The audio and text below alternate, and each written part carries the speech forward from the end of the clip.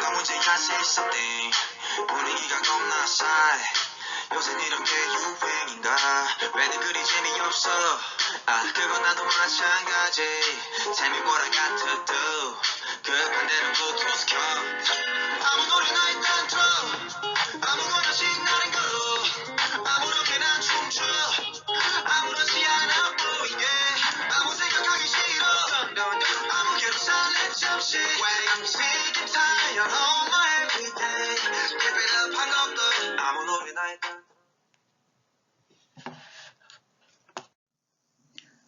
조종사가 견딜 수 있는 가속도 시험하기. 여기서는 원심분리기라고 했는데요. 일종의 회전장치를 말합니다. 이것을 이용해서 파일럿이 의식을 잃지 않고 견딜 수 있는 최대 가속도를 시험할 수가 있습니다. 파일럿이 머리 쪽의 가속도가 중력 가속도 g의 4배가 되도록 했을 때 원심 분리기의 회전 주기는 얼마이어야 하는가, 그런 문제인데요. 자, 여기서는 머리 쪽에서의, 즉 원주상에서의 가속도가 중력 가속도의 4배, 반지름은 12.5m, 그리고 그럴 때 원심 분리기의 회전 주기를 구하시오, 그런 문제인데요. 일단은 고심 가속도, 지름 가속도를 구해야 되겠죠. 그래서 지름 가속도는 반지름 r분의 v의 제곱 이렇게 되고요. 그 다음에 속도는 여기서 지름 가속도 a 곱하기 반지름 r의 제곱근 이렇게 됩니다. 그럼 여기서 어떻게 주기를 구할 수 있을까요? 속력은 거리 나누기 시간이죠. 회전할 때 한 바퀴를 2파이 곱하기 반지름 r, 그렇게 한 바퀴를 도는데 걸리는 시간이 바로 주기가 됩니다. 그래서 속력은 주기 t분의 2파이 r이 되죠. 그래서 이 식을 이용해서 주기를 구할 수가 있겠습니다. 주기는 v분의 속력 v분의 2파이 곱하기 반지름 r이 되고요. v 대신에 조금 전에 구했던 지름 반지름, 지름 가속도 곱하기 반지름 r의 제곱근을 대입해서 이제 값을 계산해 주게 되면은 3.55세크가 나오게 됩니다. 그래서 사람이 그 파일럿이 축 쪽으로 발을 놓고 그다음에 이제 원주 쪽 회전할 때 그 원둘레 쪽으로 머리를 놓고 그 회전 장치를 돌렸을 때 그 머리 쪽의 가속도가 4.00 g, 중력 가속도의 4배가 되도록 하는 회전 주기는 3.55세크 이렇게 된다는 것이 되겠습니다. 회전하는 블루레이 디스크, 이 디스크는 이제 영상용 디스크라고 알고 있는데요. 이제 여기서는 진동수가 나와 있어요. 7200 rpm. 자, 이걸 가지고 디스크 지름이 12cm인 그 디스크의 지름 가속도, 회전할 때 지름 가속도를 구하는 문제입니다. 조금 전에는 고심 가속도에서 회전 주기를 구하는 것이었고요. 여기서는 고심 가속도, 제가 이제 고심 가속도라는 말하고 지름 가속도라는 말하고 같이 사용을 하고 있는데요. 자, 그래서 지름 가속도는 여기서 이제 뭘 가지고 구해야 돼요? 진동수를 가지고 구해야 돼요. RPM. 그러면 어떻게 해야 될까요? 여기서 각속도라는 것을 이용해 줘야 됩니다. 속력이요. 이제 반지름 R 각속력과 어떤 관계가 있죠? 속력은 R 곱하기 각속력 이렇게 되죠. 그래서 고심 가속도, 지름 가속도는 R분의 V제곱인데 V제곱에다가 V제곱의 V에다가 R 오메가를 대입해 주게 되면은 이제 가속도가, 지름 가속도가 R 오메가의 제곱이 나오게 돼요. 그래서 오메가의 제곱 R 이렇게 표현이 된 거고요. 그 다음에 각속도는, 가속도가 아니라 각속도는 2파이 F 진동수죠. 진동수가 바로 7200 RPM인데 여기서는 분당 진동수가 되겠죠. 그거를 초당 진동수로 고쳐주기 위해서 1미니츠 나누기 60초 해가지고 미니츠 약분하고 이제 초당 진동수 계산이 이제 되게 됩니다. 그래서 120Hz 이렇게 되고요. 그래서 그걸 이용해서 각속력 오메가를 계산해주고 그 다음에 그거를 대입해서 지름 가속도를 구하게 되면 여기서 바로 68,000m/s의 제곱의 지름 가속도가 나오게 된다는 것을 알 수 있겠습니다.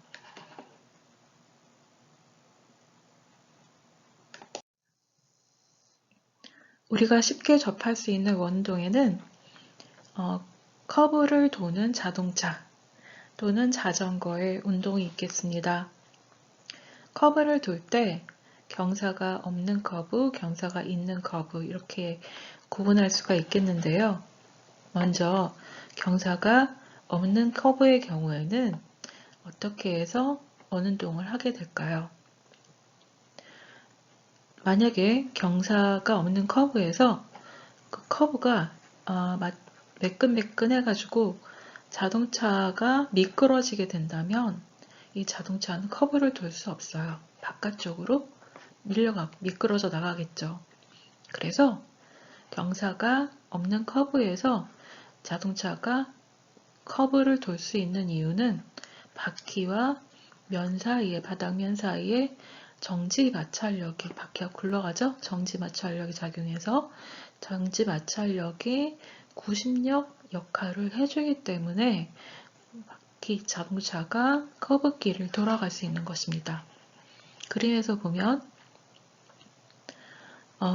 FS라고 표시된 부분이요. 그게 이제 커브길의 중심을 향하고 있는 방향입니다. 중력은 W, mg고 그 다음에 이 자동차가 면에 작용하는 중력으로 인해서 면이 그 자동차를 떠받쳐 올리는 총 수적 항력은 N 이렇게 표현이 된 것입니다. 경사가 없는 커브에서 원운동하는 자동차가 안전하게 달릴 수 있는 최대 속력은 얼마일까요?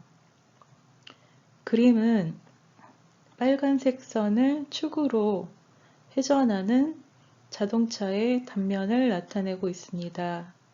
이때 회전할 때 회전하는 원 궤도의 반지름은 20R이고요. 자유물체도를 그려보면, 즉 자동차에 작용하는 모든 힘을 표시해 보면 중력 mg가 있고 중력 mg 때문에 자동차가 면을 누르면 그것의 반작용인 수직항력이 작용하겠습니다. 그 다음에 자동차의 바퀴와 면 사이에 마찰력이 없다면 원 궤도상에서 자동차가 커브를 돌지 못하고 원 궤도 바깥쪽으로 미끄러져 나가겠죠.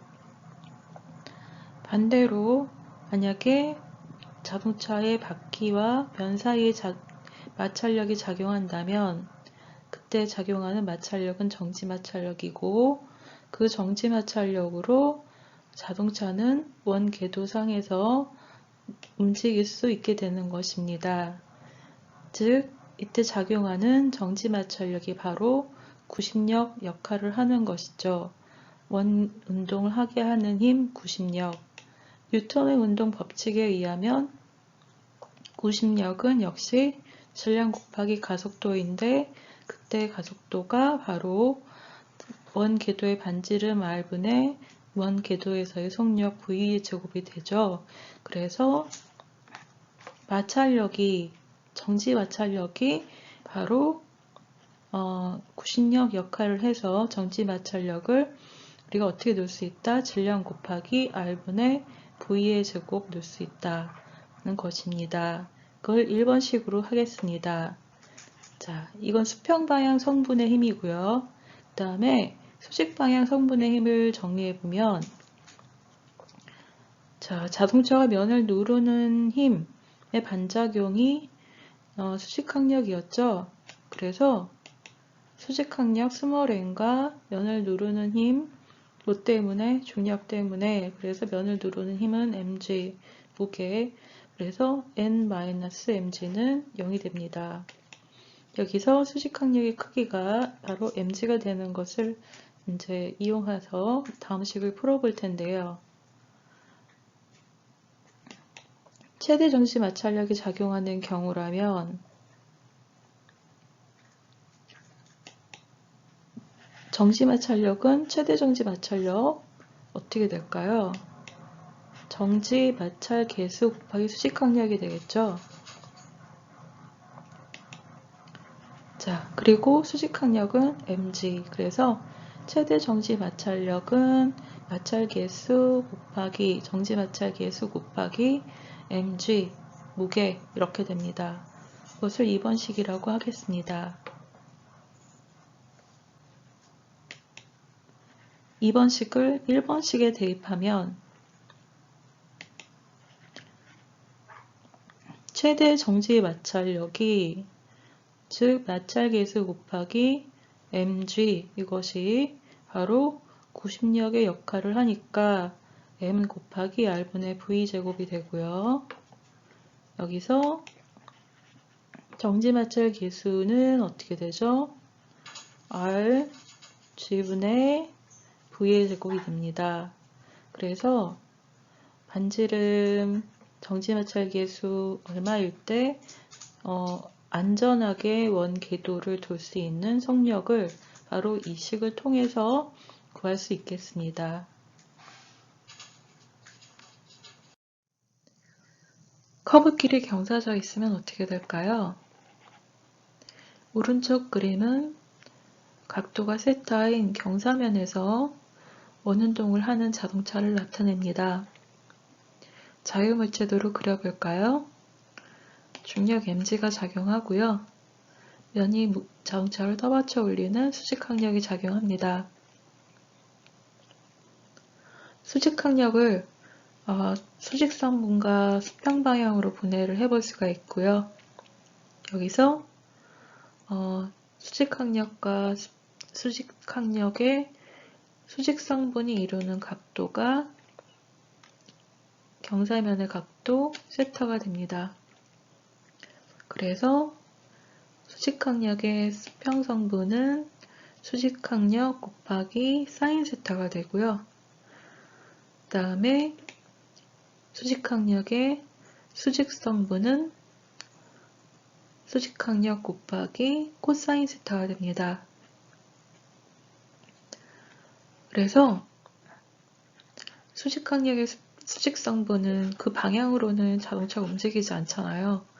물체에 작용하는 중력의 크기, 무게와 같으므로 수직항력의 알짜임은 수직 방향의 알짜임은 0이 됩니다. 그리고 여기서 그림에서 보시는 것처럼 수직항력의 수평성분이 원의 중심을 향하고 그것으로 인해서 원운동하게 되는 것을 알 수 있겠습니다. 그러면 어떤 경우에 커브를 돌 때, 원궤도를 돌 때 속력이 빠를까요? 물론 수직항력이 클수록 빠르겠죠. 또한 각도 세타가 어떨수록 수직방향 성분은 중력과 같아서 알짜임이 0이니까 원운동에는 관여하지 않고 수평방향 성분이 원운동하게 하는데 그것이 그 사인 세타의 항이죠. 세타는 0도에서 90도 사이에서 값이 0에서부터 1까지예요. 그래서 세타가 클수록 값이 더 커져요. 그래서 속도가 빨라지려면 경사각도는 더 커야 한다 라는 결론을 내릴 수 있겠습니다. 보기 5.5 안쪽으로 경사가 있는 커브와 없는 커브에서의 안전 속력. 자동차가 11m/s의 권장 속력으로 안쪽으로 경사가 없는 커브를 돌고 있다. 만일 경로에 곡률 반지름이, 이 곡률 반지름이 바로 원운동의 반지름이다 이렇게 생각해 주시면 되는데요. 곡률 반지름이 25m이고 타이어와 도로 사이의 정지 마찰 계수가 0.70이라면 자동차가 커브를 돌 때 미끄러지는지를 묻고 있습니다. 그러면은 자동차가 미끄러지지 않고 커브를 돌 수 있는 최대 속도를 구해봐야 되겠군요. 자, 여기서 바로 구심력이 뭐라 그랬죠? 질량 곱하기 지름 가속도. 질량 곱하기 지름 가속도, 지름 가속도는 R분의 반지름 R분의 속도 V의 제곱. 그런데 그 구심력 역할을 하는 것이 바로 마찰력이고요.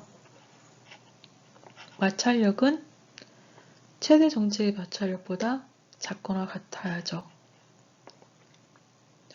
그리고 최대 정지 마찰력은 여기서 최대 정지 마찰력은 정지 마찰 계수 곱하기 수직항력이기 때문에 원궤도상에서의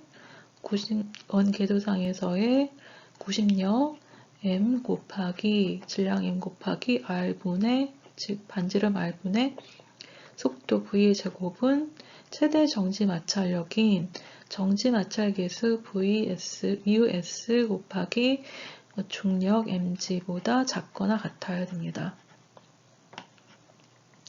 그래서 두 관계식에서 속도에 관한 식을 얻을 수가 있는데요. 속도에 관한 식을 얻어보면은 속도는 정지 마찰 계수 s 곱하기 중력 가속도 j 곱하기 반지름 r의 제곱근보다 작거나 같아야 돼요. 그래서 값을 대입해보면 13m/s라는 값이 나오게 돼요. 그러니까 11m/s로 커브길을 돌면 당연히 안전하게 돌 수 있겠죠. 하지만 만일 운전자가 고속도로의 제한 속력을 무시하고 18m/s로 운행하면 어떤 일이 일어날까요? 원궤도를 벗어나게 되겠습니다. 바깥쪽으로 미끄러져 나가겠죠.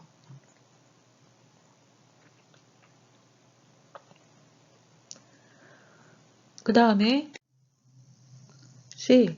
만일 최근에 비가 와서 도로가 젖어 있어 타이어와 도로 사이의 정지 마찰 계수가 0.50이라면 커브를 도는데 안전한 속력은 얼마인가? 라고 묻고 있어요. 비가 오면요. 노면이 미끄러워져요. 정지 마찰 계수가 줄어듭니다. 그러면 어떻게 될까요? 앞에서 봤던 0.70일 때 정지 마찰 계수가 0.70일 때 최대 안전한 속력보다 0.50일 때 최대 안전한 속력이 작아지게 돼요. 그래서 수식에 넣어서 계산하시게 되면 11m/s가 나오게 됩니다. 뒤에서는요. 자동차가 언커브길을 13m 속력으로 안전하게 돌아가는데 얼마만큼 밑에는 곡률 방지름이 얼마인 25m인 안전하게 돌아가는데 필요한 안쪽 경사 각도를 묻고 있어요. 앞에서 뭐라 그랬죠? 경사면 위에서 커브를 돈다 그럴 때 원동하게 하는 구심력은 수직항력의 사인 세타다 그랬죠? 그래서 R분의 MV의 제곱이 돼요. 다음에 수직 방향 성분은 수직 강력이 n의 코사인 세타고요. 그게 중력과 크기가 같다 그랬죠? 그래서 n 코사인 세타 마이너스 mg는 0이 돼요. 그래서 n 코사인 세타는 mg가 되는 것이죠. n 사인 세타는 m의 r분의 v의 제곱이 돼요. 그래서 n 코사인 세타 대신에 mg, n 사인 세타 대신에 m의 r분의 v제곱을 넣고 정리하면 그 값이 탄젠트 세타가 되고 탄젠트 세타는 rg분의 v의 제곱이 됩니다. 요거 수식 정리를 한번 해보세요. 그래서 우리가 뭘 구해야 되죠? 안전하게 둘 수 있는 경사각도 세타를 구해야 돼요. 속도가 얼마일 때? 13m/s일 때, 곡률 반지름 얼마일 때? 25m. 그리고 중력가 속도는 9.8m/s 제곱이죠. 그래서 이걸 만족하는 세타 각도를 계산해 보면 자, 얼마가 나오냐면은 35도가 나오게 됩니다. 봅슬레이 경기 문제네요. 봅슬레이 썰매가 얼음 언덕을 내려와서 언덕 바닥으로부터 60.0 높이에 위치한 수평 커브에 도달한다고 하였습니다. 썰매는 곡률 반지름이 50.0m인 커브에 도달할 때 22.4m/s로 달린다 라고 했고요. 커브길은 안쪽으로 45도 경사져 있고 썰매에 작용하는 마찰력은 무시할 수 있다 했습니다. 썰매는 과연 무사하게 커브길을 돌 수 있을까요?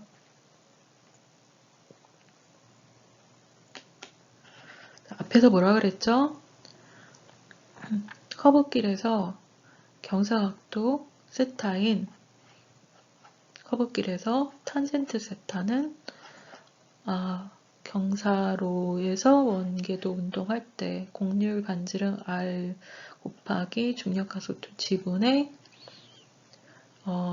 그때 속력 V의 제곱이라고 했습니다. 그래서 속력에 관해서 식을 풀어보게 되면은 R 곱하기 G 곱하기 탄젠트 세타의 제곱근이 되고요.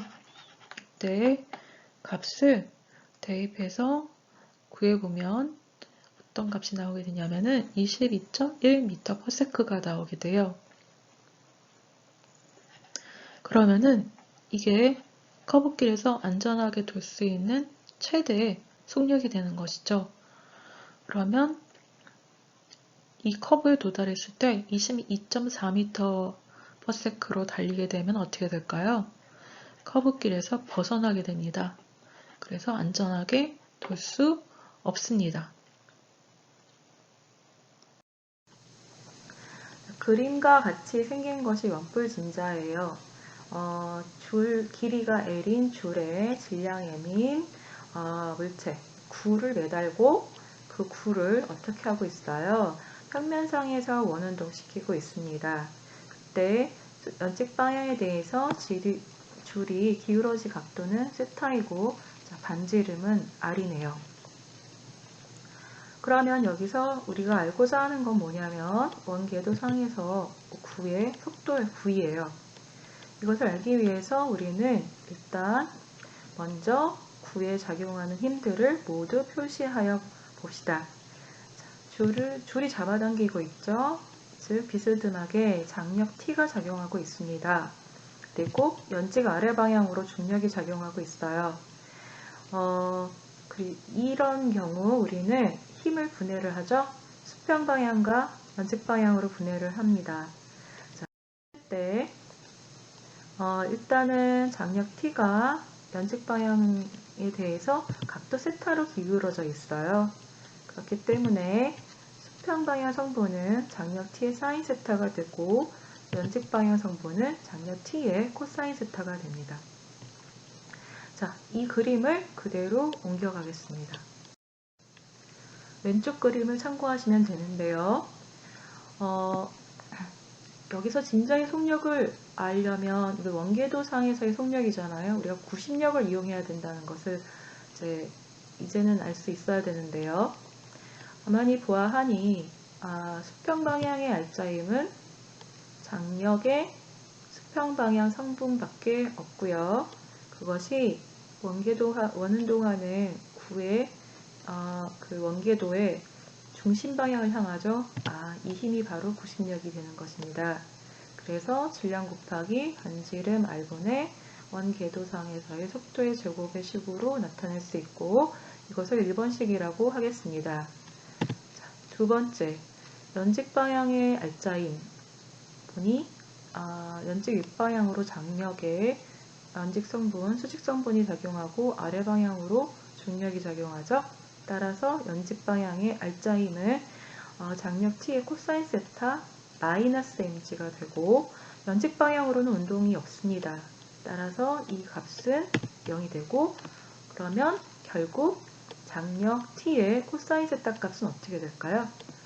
장력 t의 코사인 세타 값은 중력 mg와 크기와 같아집니다. 이것을 2번식이라고 하겠습니다. 그리고 자, 한번 우리 식 1을 식 2로 나누어 봅시다. 그러면 좌변은 장력 t의 코사인 세타분의 장력 t의 사인 세타가 되고요. 자, 우변은 mg분의 m 곱하기 r분의 v제곱이 됩니다. 자, 좌변에서 장력 t를 약분하면 코사인 세타분의 사인 세타가 남죠? 그것이 바로 탄젠트 세타이고, 우변에서 질량 m을 약분하고 식을 간단하게 만들면 rg분의 v의 제곱이 되죠. 그러므로 속도의 값은 r 반지름 곱하기 중력 가속도 g 곱하기 기울어진 각도 세타의 탄젠트 값을 곱한 거의 제곱근이 됩니다. 근데 여기서 우리가 반지름 r을 가만히 보세요. 반지름 r을 보니 줄이 만드는 빗면과 직각삼각형을 이루죠. 그래서 반지름 r을 우리가 어떻게 표현할 수 있어요? 기울어진 각도를 이용하고 줄의 길이를 이용한다면 줄의 길이 L에 기울어진 각도의 사인 값을 곱한 것에 해당되고, 자, 이 반지름의 값을 속도, 좀 전에 구했던 속도의 식에 대입을 하게 되면 속도는 줄의 길이 곱하기 중력 가속도 곱하기 기울어진 각도 세타의 사인 값 그리고 세타의 탄젠트 값을 곱한 것의 제곱근이 됩니다. 이것이 의미하는 것은 무엇일까요? 줄의 길이 L과 기울어진 각도 세타에 의해서 속도가 결정된다. 이것이 되는 겁니다. 5.4 행성과 위성의 원궤도. 우리가 원운동을 어디에서도 볼 수 있느냐 하면 행성 주변을 도는 위성의 운동에서도 볼 수 있습니다. 지구의 위성은 무엇일까요? 달이고 또는 인공위성도 있죠.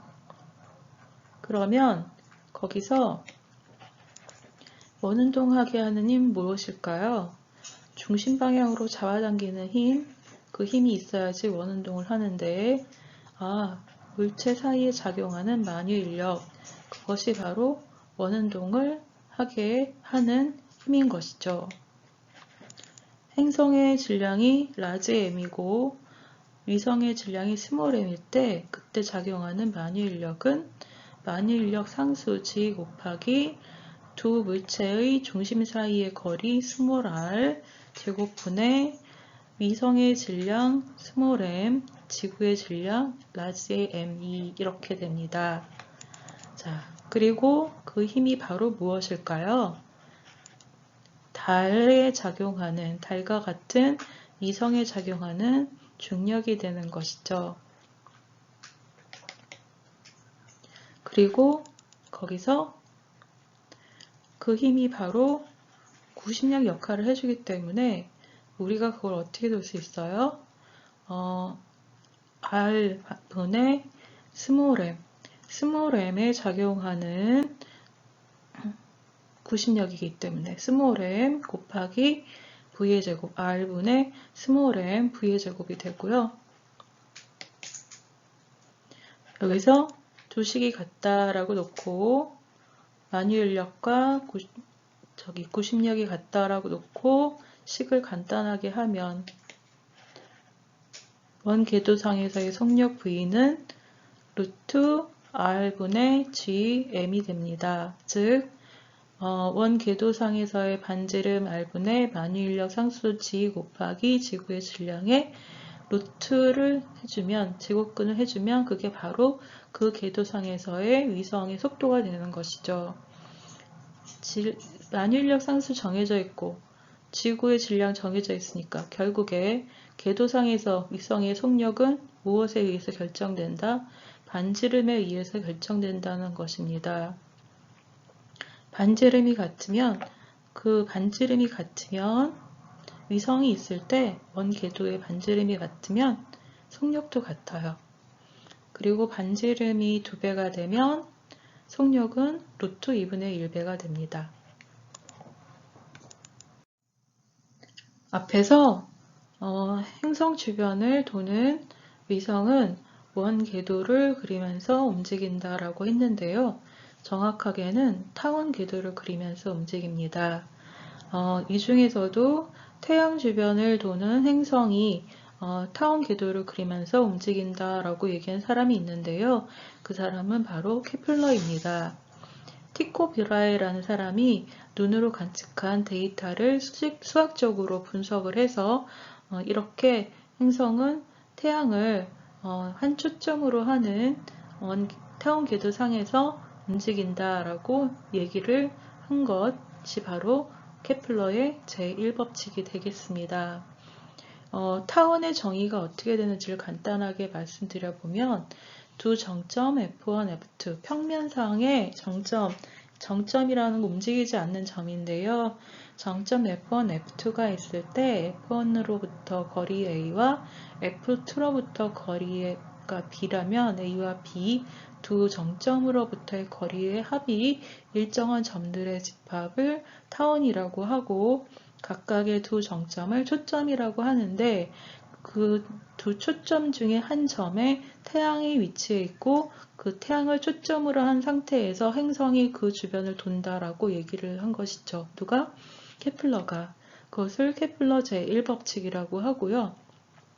그 다음에 케플러 제2법칙은 행성에서 태양까지 그은 선분은 같은 시간 동안에 같은 넓이를 쓸고 지나간다라고 했는데요. 이것을 면적 속도 일정의 법칙이라고 얘기를 합니다. 그 다음에 세 번째 법칙은 행성의 공전 주기의 제곱은 행성에서 태양까지의 평균 거리의 세제곱에 비례한다 라는 것입니다. 자, 말이 굉장히 복잡하죠? 근데 수식적으로 우리가 증명을 하고 나면 이게 이해가 좀 더 잘 될 수가 있겠습니다. 여기서 역시 태양과 행성 사이에 작용하는 만유 인력이 구심력 역할을 합니다. 여기서 거리 R은 태양과 행성 사이의 평균 거리라고 보시면 되겠습니다. 그래서 R의 제곱분의 만유 인력 상수 G 곱하기 행성의 질량 스몰 m의 태양의 질량 라지 m은 어떻게 돼요? 그 태양 주변을 돌고 있는 행성의 질량 스몰 m의 R 평균 거리 R분의 속력 V의 제곱 이렇게 되고요.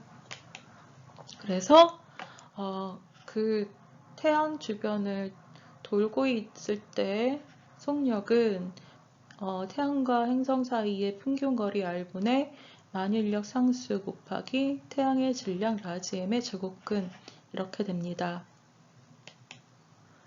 그런데 그때 속력이 바로 뭘까요? 그 궤도상에서의 속력이니까 어떻게 될까요? 주기가 라지 t라면 라지 t분의 2파이 r 거리를 시간으로 나눈 것 전체 한 바퀴가 2파이 r이니까 2파이 r을 한 바퀴 도는데 걸린 시간으로 나눈 것 v가 되겠죠. 그래서 주기 라지 t는 어떻게 될까요? 반대로 V분의 2파이 R이 되고요. 여기서 V는 아까 얼마라 그랬죠?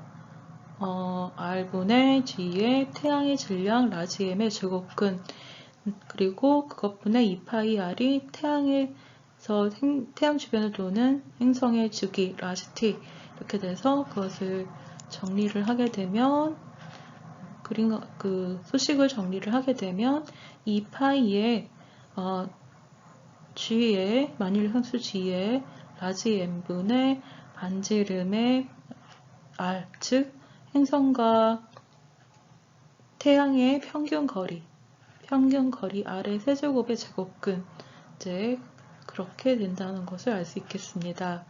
그래서 좌변과 우변을 제곱해주게 되면은 어떻게 될까요? 주기의 제곱은 G의 태양의 만일 상수 G의 태양의 질량 라지 M분의 4파이의 제곱에 R의 3승이 이렇게 되죠. 그리고 여기서 태양과 만유인력 상수 4파이의 제곱은 상수니까 결국에 주기의 제곱은 뭐에 비례하게 될까요? 평균 거리, 행성과 태양을 잇는 거리의 평균 거리 세제곱에 비례하게 된다는 것입니다. 이것이 바로 케플러의 제3법칙입니다.